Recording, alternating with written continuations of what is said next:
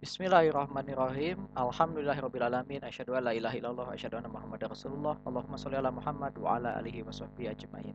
Jumpa lagi dengan Pak Iwan. Kita akan membahas mengenai pembelahan sel bagian kedua, yaitu meiosis dan siklus kehidupan secara seksual. Ya, semoga Allah Subhanahu wa taala memberikan pemahaman kepada kita semua. Baik, kita akan mulai saja pembahasannya. Perhatikan baik-baik. Pembelahan meiosis. Pembelahan meiosis adalah pembelahan untuk menghasilkan sel anak yang jumlah kromosom dan sifat genetiknya setengah dari sel induknya, alias 2N diploid menjadi N haploid. Pembelahan meiosis terjadi pada organ kelamin, pada sel gonad, sel-sel yang menghasilkan gamet.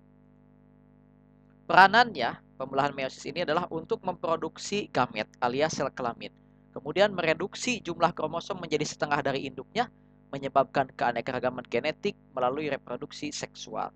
Kita lihat ya, di wanita ada ovariumnya, di pria ada testis, di dalam sini terjadi pembelahan meiosis. Ini sel-sel gonad di sini melakukan pembelahan meiosis, yang di wanita membentuk sel telur, di laki-laki membentuk sperma, dan nanti kalau terjadi fertilisasi akan menghasilkan zigot. Nah, karena di sini sudah direduksi yang tadinya 2N menjadi N, dan N ketika gabung lagi menjadi 2N lagi, sehingga keturunan itu tetap lestari ya, tidak menjadi bertambah jumlah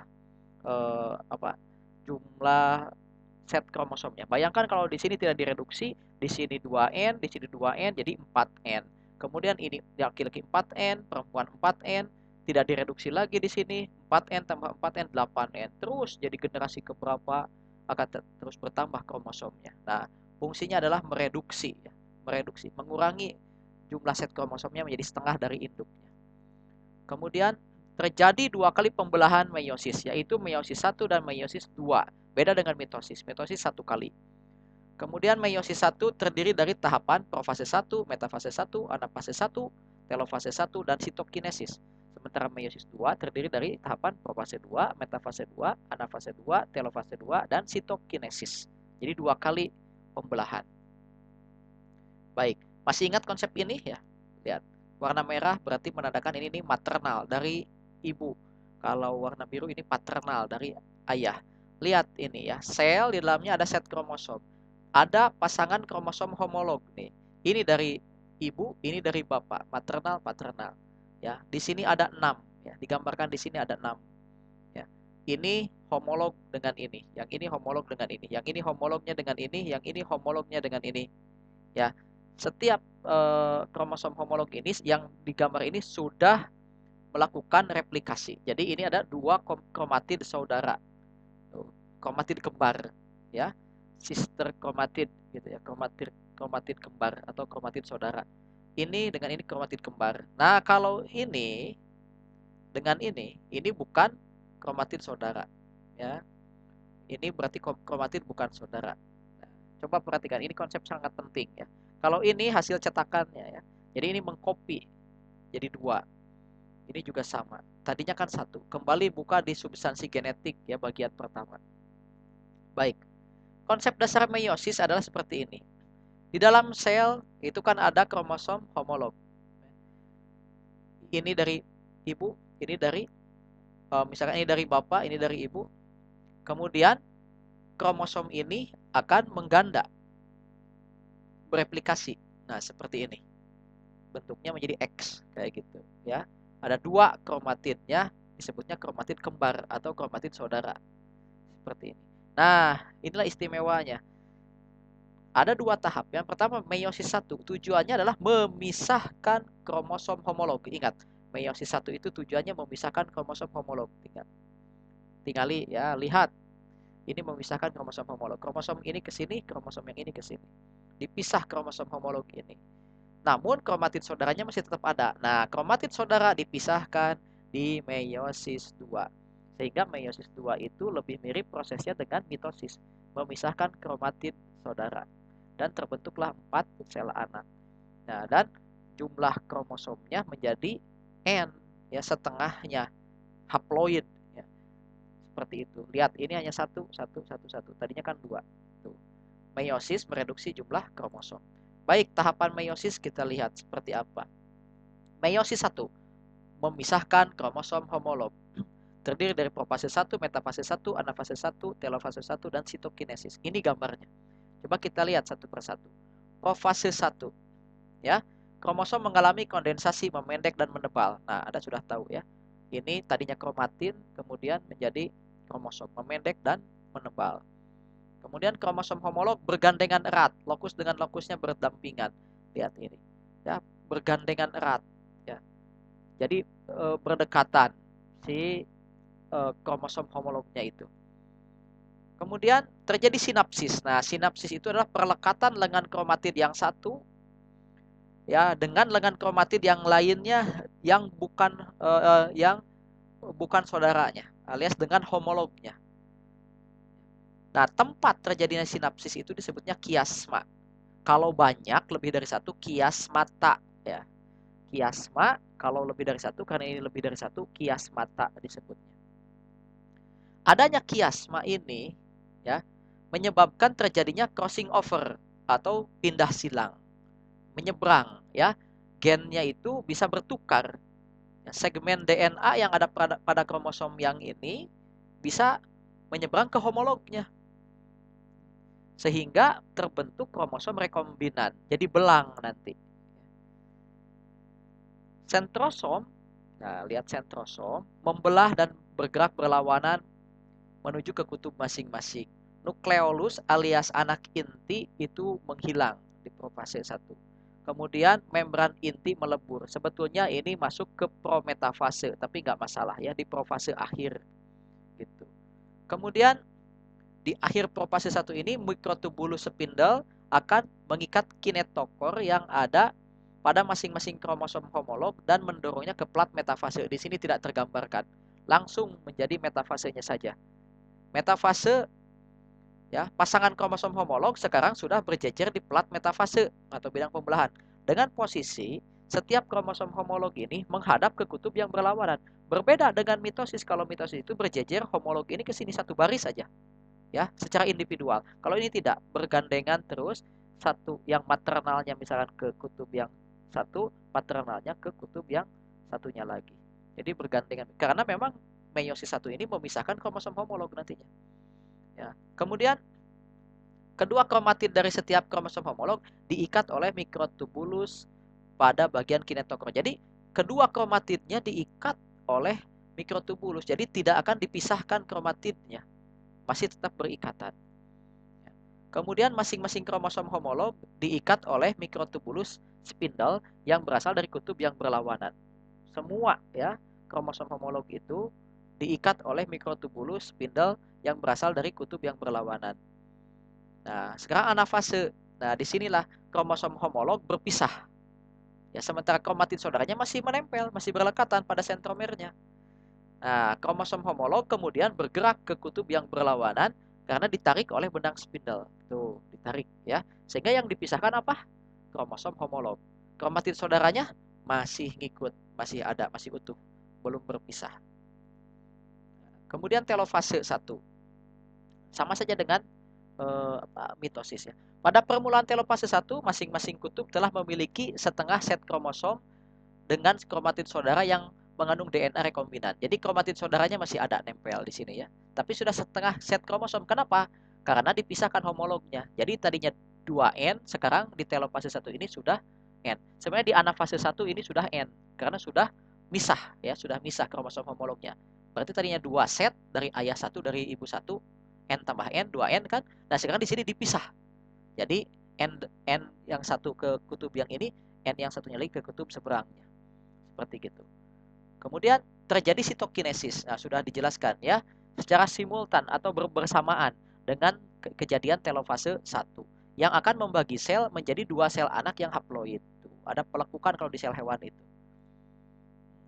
Pada sel hewan, sitokinesis berlangsung dengan cara membran plasma mengalami pengerutan atau pelekukan ke arah dalam sehingga membagi sel menjadi 2. Sementara pada sel tumbuhan membentuk plat sel. Dipelajari lagi di mitosis, ya, sudah.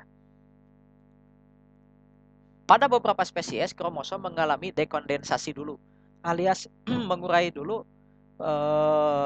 menjadi kromatin ya, dan membran inti terbentuk kembali. Tapi tidak semua spesies begitu. Nah, tidak akan terjadi lagi replikasi antara meiosis 1 dan meiosis 2. Sudah replikasinya di awal saja. Karena nanti kalau direplikasi lagi jadi 2N lagi nanti. Nah, sekarang meiosis 2 tujuannya adalah memisahkan kromatid saudara sekarang mah. Homolog sudah terpisah di meiosis 1, sekarang kromatid saudaranya akan dipisahkan. Nah, profase 2 ya, sentrosom membelah sama kayak gitu ya, membentuk kompleks spindle, benang-benang spindle. Kromosom mengalami kondensasi, memendek dan menebal sama ya. Kemudian pada akhir profase 2, setiap kromosom masih terdiri dari 2 kromatid. Masih ada kromatidnya, masih ada di sini yang masih berlekatan pada sentromernya. Kromosom tersebut kemudian bergerak ke arah plat metafase yang terdorong oleh benang-benang spindle ini. Nah, di metafase 2, nah ini coba lihat posisinya. Kromosom berjejer pada plat metafase bidang pembelah secara individual tuh. Karena homolognya sudah nggak ada. Ini homolog yang satu di sel ini, homolog yang satunya lagi kan ada di sel ini. Nah, kemudian berjejernya begini posisinya, lihat. Kromatid saudara menghadap ya ke arah kutub masing-masing karena akan dipisahkan nanti, dibetot, ditarik oleh benang spindle dari mikrotubulus yang ini ya, dari kutub yang berlawanan. Begitu. Nah, dikarenakan adanya pindah silang ya, pada meiosis 1 waktu itu ya, crossing over, ada menyeberang gen itu ya. Dua kromatid saudara pada masing-masing kromosom memiliki kandungan genetik yang tidak identik alias telah mengalami rekombinasi gen. Lihat, tampak belang biru merah. Karena ada sinapsis ya. Ada sinapsis, kemudian terjadi crossing over atau pindah silang. Gennya dari homolognya pindah. Ini katanya merah semua, tapi ada birunya. Ya, ini hasil pindah dari sini. Tuh, sana. Yang ini biru kok ada merahnya karena dari sini. Tuh, masuk ke sini. Inilah hasil pindah silang. Ini yang menyebabkan rekombinasi genetik, nanti akan menyebabkan keanekaragaman. Kinetokor pada masing-masing kromatid saudara berlekatan dengan mikrotubulus spindle dari kutub yang berlawanan. Tuh, lihat. Kinetokor nih yang hitam-hitam di sini di daerah sentromer, ini diikat oleh mikrotubulus spindle atau benang spindle atau benang gelendong, sama aja istilahnya. Ya, dari kutub yang berlawanan. Tuh. Diikat. Nah, sekarang anafase, ini pasti pemisahan.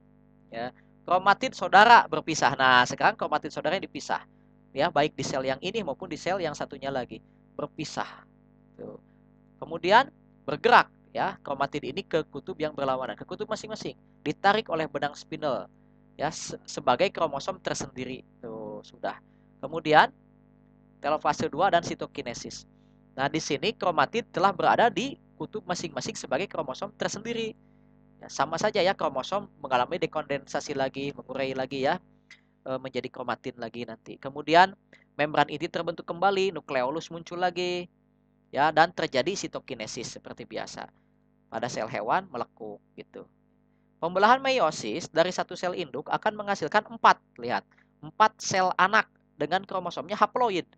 Di mana terjadinya reduksi menjadi setengah dari set kromosom induk ya di meiosis 1 itu, ketika anafase 1 ya, ketika anafase 1 memisahkan kromosom homolog itu sudah menjadi setengah di sana.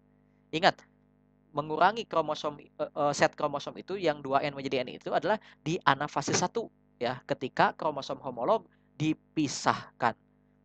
Kalau meiosis 2 mah di sini memisahkan kromatid saudara dan prosesnya mirip dengan mitosis saja. Ya. Masing-masing dari keempat sel anak tersebut memiliki komposisi genetik yang berbeda satu sama lain dan juga berbeda dengan induknya. Ya, karena adanya pindah silang itu, ada rekombinasi genetik di sini. Inilah yang menyebabkan keanekaragaman genetik dan akan menyebabkan beraneka individu dalam satu spesies ya.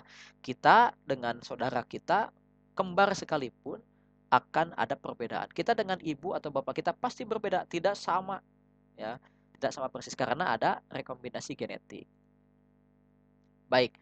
Nah, ini pindah silang lah yang menyebabkan adanya rekombinasi genetik. Coba lihat saja begini. Intinya adalah pada saat profase 1, lihat. Pada saat profase 1 terjadi sinapsis kan? Ya, kromosom homolognya bergandengan, kemudian kromatid dari homolog yang paternal itu berlekatan dengan kromatid dari kromosom yang maternal, terjadi kiasma, terjadi sinapsis pada titik kiasma, titik pindah silang di sini. Terjadilah pindah silang, ya. Tuh, sehingga ketika anafase 1, ketika pemisahan, ya, sudah berpisah itu ternyata belang, ya. Dipisahkan. Apa yang dipisahkan di anafase 1? Kromosom homolog.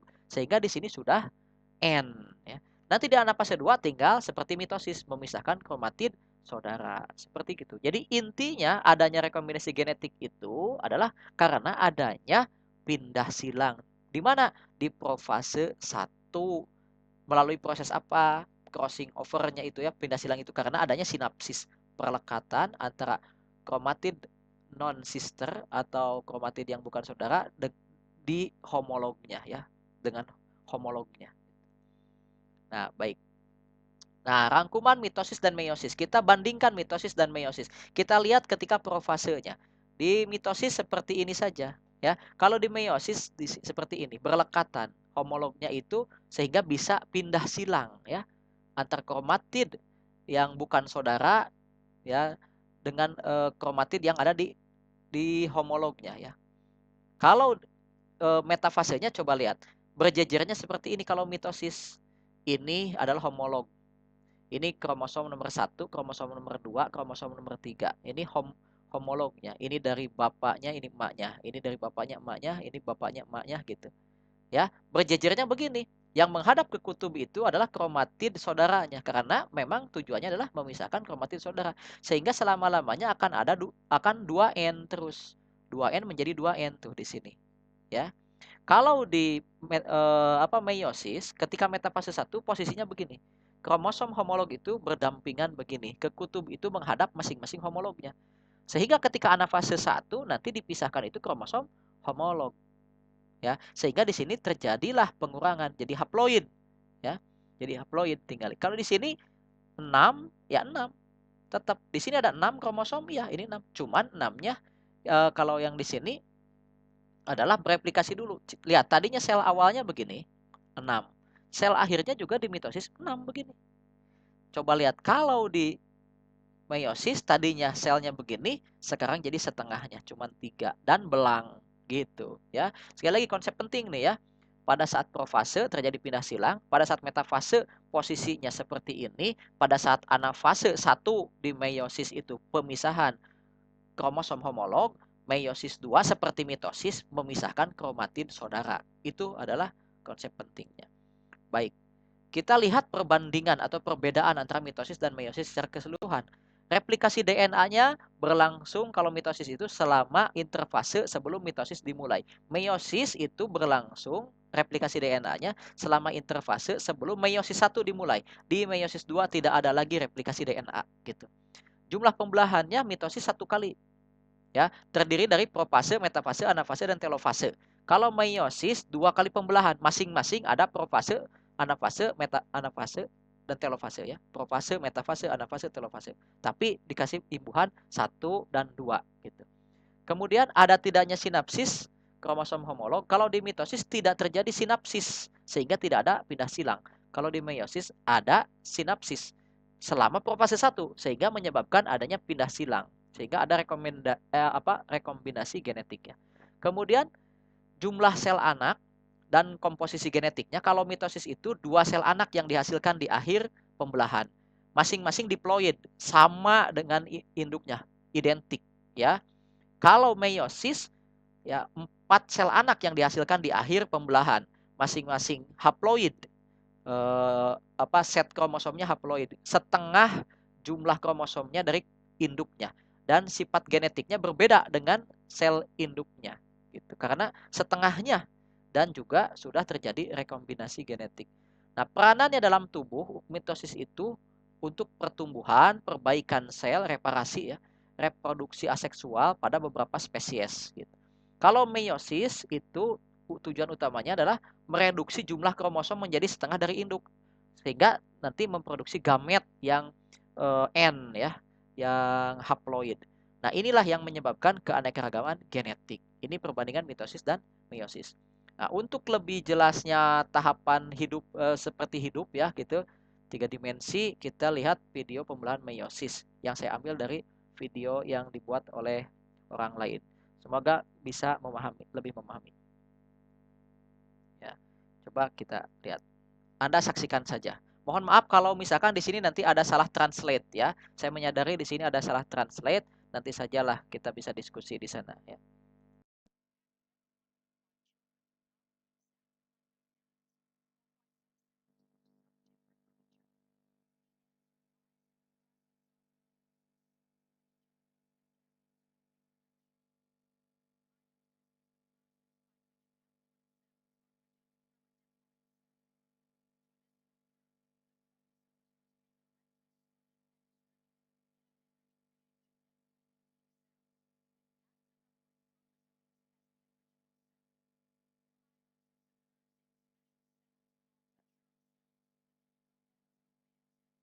Meiosis terjadi pada gonad jantan dan betina untuk mengurangi jumlah set kromosom.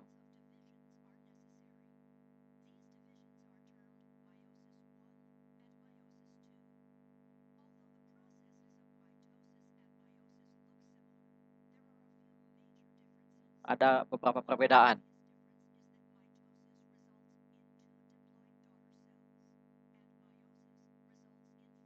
Mitosis menghasilkan 2 sel anak, kalau meiosis 4 sel anak.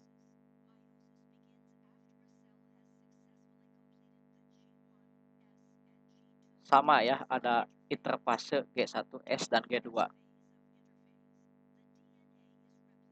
Replikasi DNA di fase S.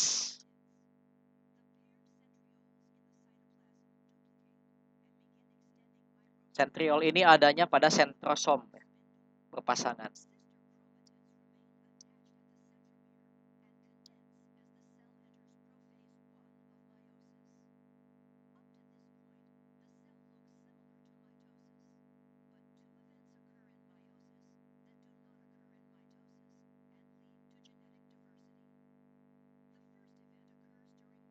Nah, ada perbedaan antara mitosis dengan meiosis.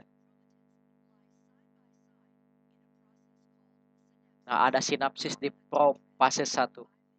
Nah, membentuk bivalen.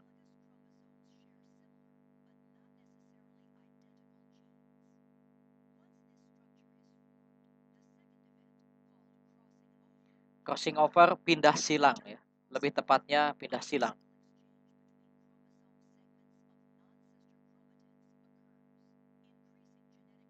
Terjadi pindah silang yang menyebabkan keanekaragaman genetik.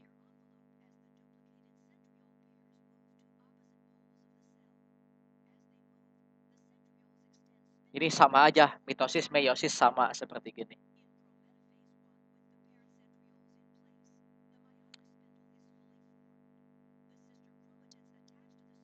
Nah, ini bedanya. Selalu bergandengan kromatid saudaranya.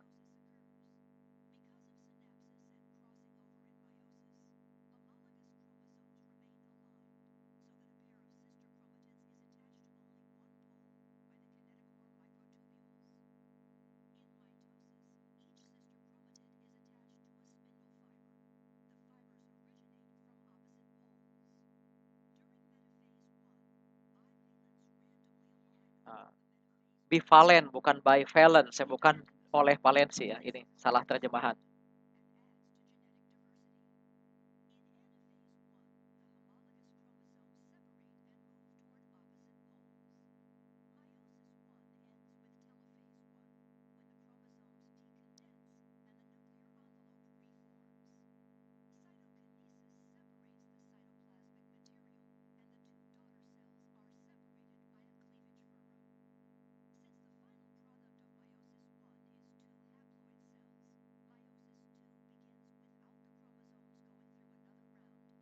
Nah, tidak ada lagi replikasi DNA di meiosis 2.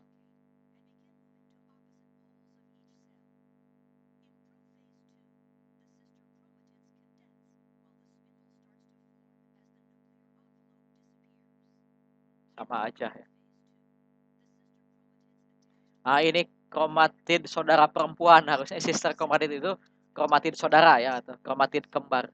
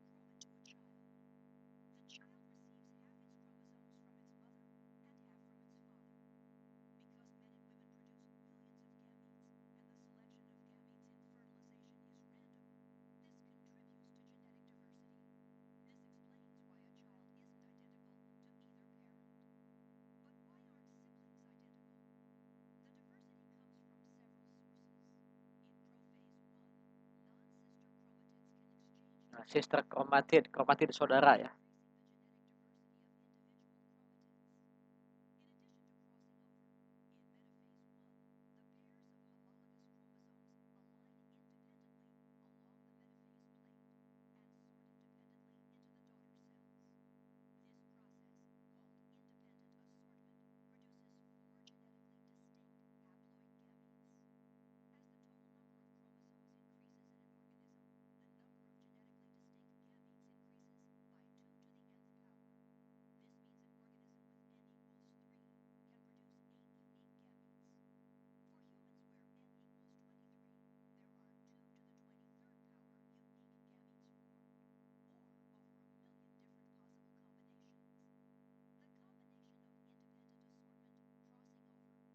Pindah silang ya. Menyeberang itu maksudnya pindah silang.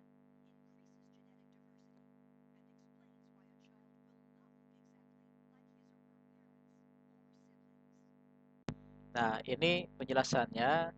Intinya saja lah, tadi penjelasannya sudah jelas. Video itu sebetulnya hanya untuk menggambarkan supaya lebih hidup atau seperti apa bergerak begitu ya. Walaupun tadi ada beberapa salah terjemah ya, seperti itu.